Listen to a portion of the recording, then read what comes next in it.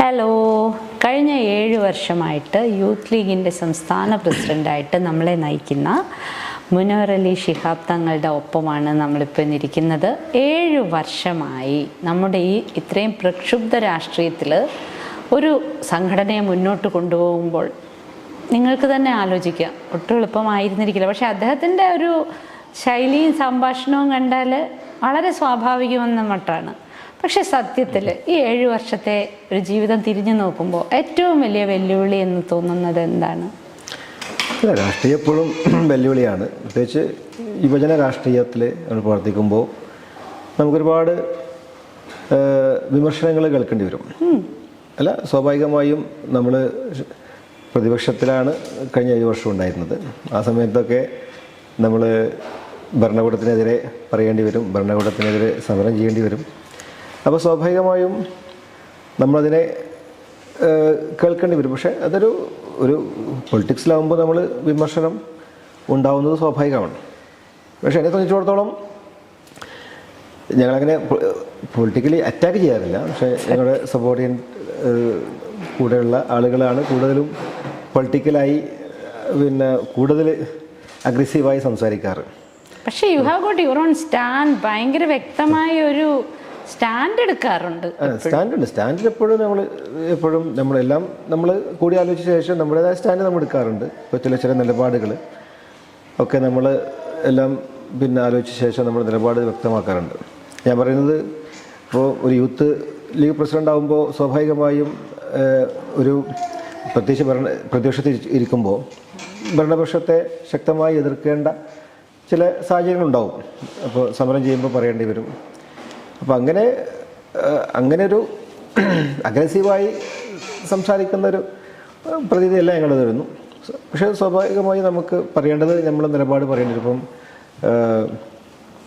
ഇപ്പം കേന്ദ്ര ഭരണത്തിനെതിരെ, അവരുടെ ഭരണത്തിനെതിരെ ഇപ്പോൾ CA NRC വിഷയങ്ങളൊക്കെ വന്നപ്പോൾ അന്ന് യൂത്ത് ലീഗ് ശക്തമായ രീതിയിൽ നമ്മളൊരു ഡേ നൈറ്റ് മാർച്ച് നടത്തി.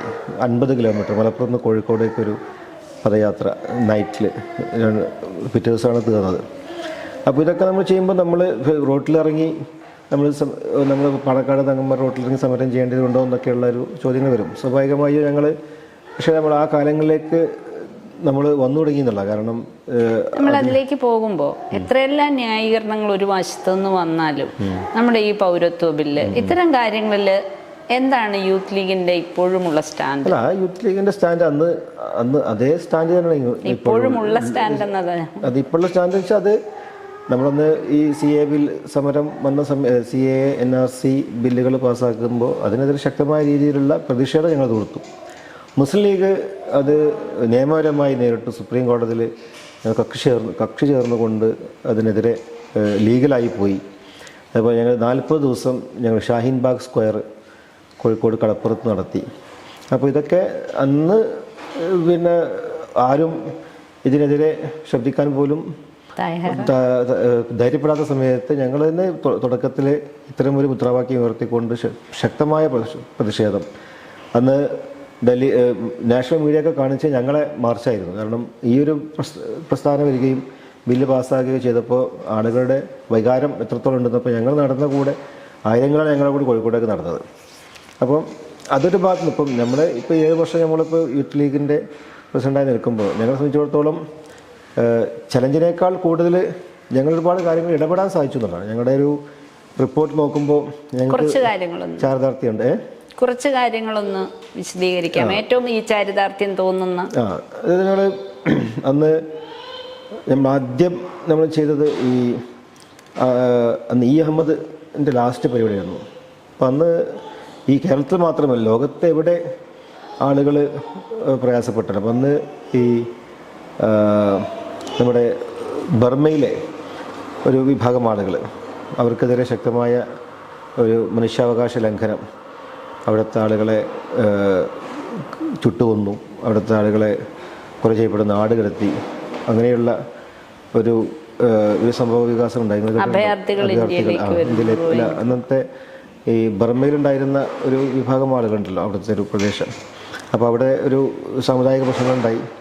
അപ്പോൾ അന്ന് അവിടെ നിന്ന് ഒരുപാട് ആളുകളെ നാട് കടത്തപ്പെട്ടു, അവർ അറുകൊല ചെയ്തു. ജീവനോടെ ചുട്ടുകൊന്നു. അതിനെതിരെ ശക്തമായ രീതിയിലുള്ള ഒരു വലിയ സമരം ഞങ്ങൾ നടത്തി. അന്ന് അഹമ്മദ് സാഹിബായിരുന്നു ഉദ്ഘാടനം ചെയ്തത്. അപ്പോൾ ഈ കേരളത്തിൽ മാത്രമല്ല, ലോകത്തെവിടെ ആര് പ്രയാസപ്പെട്ടാലും ഇരകൾക്കൊപ്പം നിൽക്കുക എന്നുള്ളത് ഞങ്ങളുടെ ഒരു വലിയ. അപ്പോൾ അതുപോലെ ഞങ്ങൾ അന്ന് സഞ്ജീവ് ഭട്ട് അന്ന് ഈ ജയിലിലായ സമയത്ത് അന്ന് ഗുജറാത്ത് കലാപവുമായി ബന്ധപ്പെട്ട് അദ്ദേഹത്തിൻ്റെ മൊഴി അതാണ് അവരെ ചൊടിപ്പിച്ചത്. അപ്പോൾ അന്ന് അദ്ദേഹത്തിന് വേണ്ടിയിട്ട് ഞങ്ങളൊരു അംബ്രല മാർച്ച് നടത്തി. അന്ന് അദ്ദേഹത്തിൻ്റെ ഭാര്യ വന്നു. അതിൻ്റെ ഭാര്യ വന്ന് അതിൽ പങ്കെടുത്ത് ശ്വേതാ ഭട്ട് വന്നു.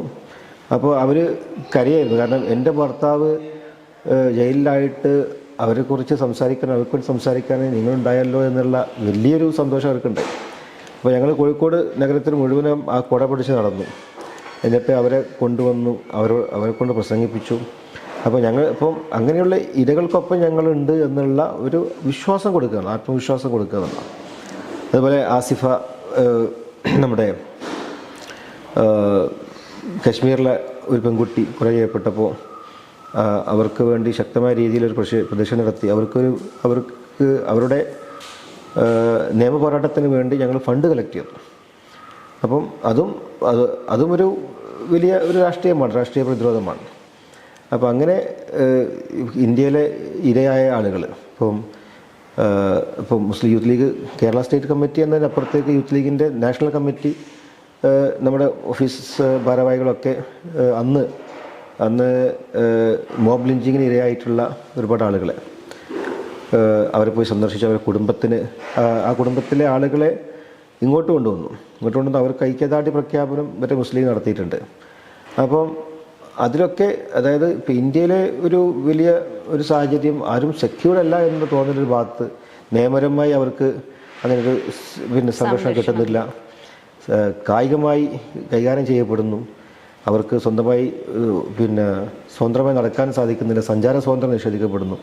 അപ്പോൾ ഇതിനൊക്കെ ശക്തമായ രീതിയിലുള്ള ഒരു പോരാട്ടവും പ്രതിരോധവും തീർക്കാൻ ഞങ്ങൾക്ക് കഴിഞ്ഞിട്ടുണ്ട്. അതുപോലെ അഹമ്മദ് സാഹിബ് മരിച്ചപ്പോൾ ഈ മരണശയ്യയിലും ഫാഷിസം എന്ന പേരിൽ രാജ്ഭവനിൽ ഞങ്ങളൊരു സമരം നടത്തി. അപ്പം അന്ന് അദ്ദേഹം മരിച്ചിട്ട് പോലും അദ്ദേഹത്തിന് മരണം സ്ഥിരീകരിക്കാതെ ഹോസ്പിറ്റലിൽ വെച്ച് കേവലം അവരൊരു ബജറ്റിൻ്റെ കാര്യം പറഞ്ഞുകൊണ്ട് അദ്ദേഹത്തിൻ്റെ വിശ്വസിക്കാൻ വയ്യല്ലേ അങ്ങനെയൊക്കെ ഒരു സംഭവം ഉണ്ടാവും. സിനിമയിലൊക്കെ കണ്ടിട്ടുള്ളൂ. ഒരാൾ ആക്ച്വലി മരിച്ചിട്ട് അദ്ദേഹം അന്ന് എൻ്റെ വീടിൻ്റെ താമസം കഴിഞ്ഞ് പിറ്റേ ദിവസം ഡൽഹിയിൽ പോകണം. അന്ന് സെൻട്രൽ ഹാളിൽ വെച്ചിട്ട് അദ്ദേഹം കുഴഞ്ഞു വീണ് വന്നപ്പോൾ അന്ന് ഹോസ്പിറ്റലിൽ പോയി മരിച്ചാൽ അദ്ദേഹത്തെ സമാധാനപരമായി മരിക്കാനെങ്കിലും സംഭവിക്കണം. അദ്ദേഹത്തിൻ്റെ ബോഡിയിൽ ചെയ്യാത്തൊന്നുമില്ല.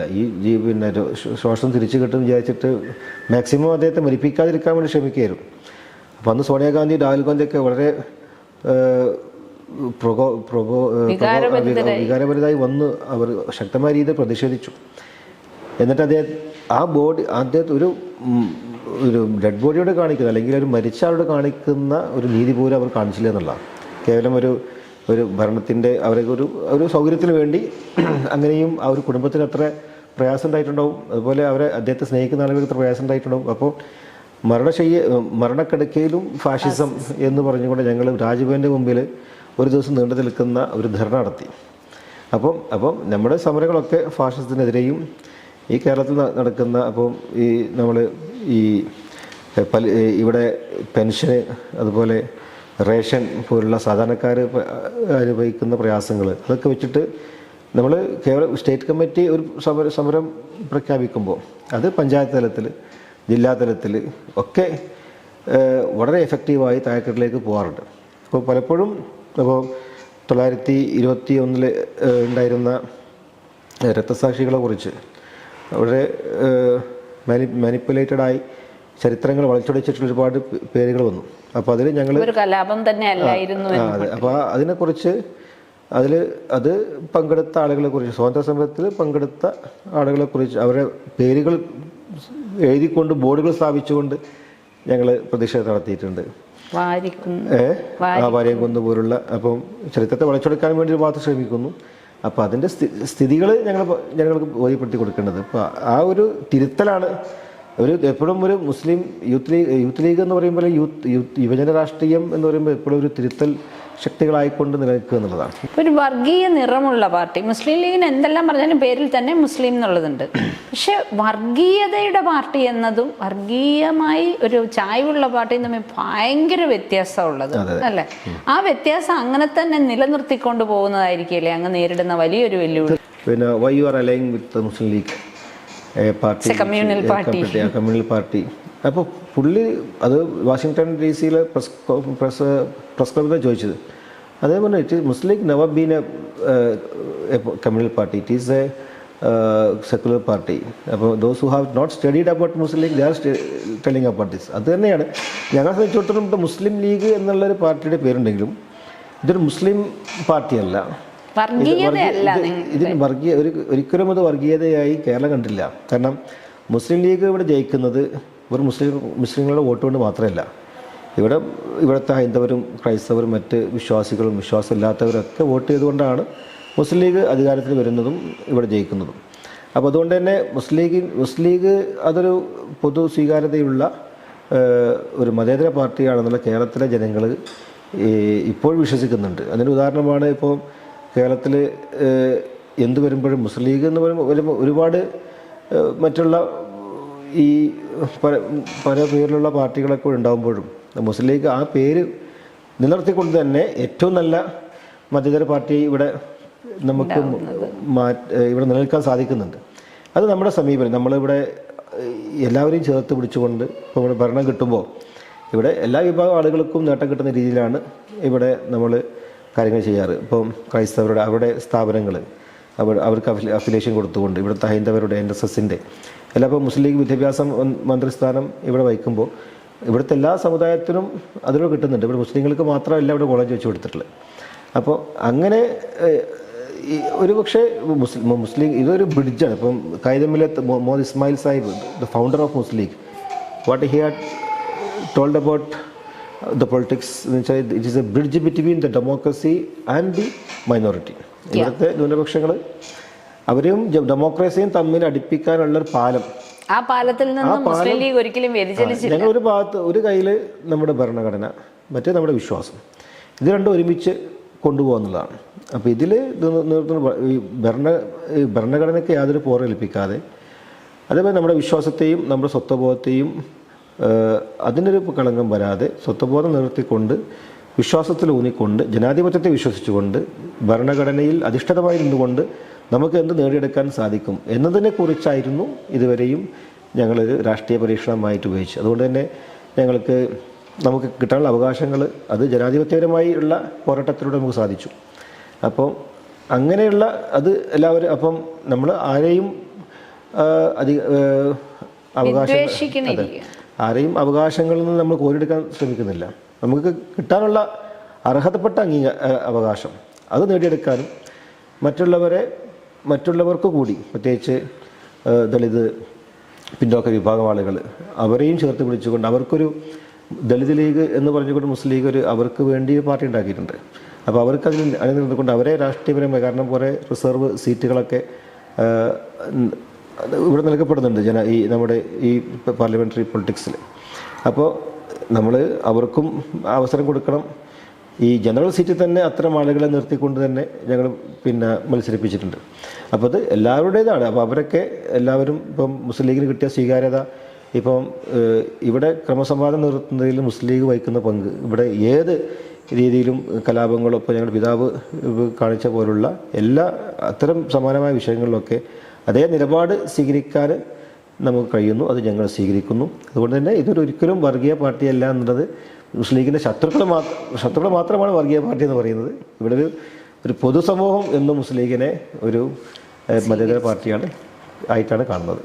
തീർച്ചയായിട്ടും ഒരു ചെറിയ അവസരം വീണ് കിട്ടിയാലുടനെ നമുക്ക് സുവർണ അവസരം കിട്ടി എന്ന് പറയുന്നവരുടെ ഇടയിൽ മുസ്ലിം ലീഗ് വേറിട്ട് നിൽക്കുന്നത് ബാബറി മസ്ജിദ് പോലെ അന്തർദേശീയ തലത്തിൽ പോലും ഒരു സുവർണ അവസരമാക്കി ആളിക്കത്തിക്കാവുന്ന വിഷയത്തിൽ അതിനെ അപ്പോൾ തന്നെ ആ തീ കെടുത്താനായി ഏറ്റവും മുന്നിൽ വന്നു നിന്ന ഒരു പാർട്ടി എന്ന നിലയിലൂടെയാണ്. അപ്പോൾ തന്നെ അദ്ദേഹം പറയുന്നതിൽ നിന്ന് മറ്റൊരു കാര്യം നമ്മൾ ശ്രദ്ധിച്ചു. അവകാശങ്ങളെപ്പറ്റി ഞങ്ങൾക്ക് കൃത്യമായ ബോധമുണ്ട്, അത് എല്ലാവരുടെയും അവകാശങ്ങളെപ്പറ്റി ഇന്ന് എന്തൊക്കെ ആവാം അടുത്ത തെരഞ്ഞെടുപ്പിൽ യൂത്ത് ലീഗ് മുന്നോട്ട് വയ്ക്കുന്ന അല്ലെങ്കിൽ ശ്രദ്ധ കേന്ദ്രീകരിക്കുന്ന അവകാശങ്ങൾ, ഇതേക്കുറിച്ച് നമുക്ക് ചോദിക്കാം അടുത്ത എപ്പിസോഡിൽ.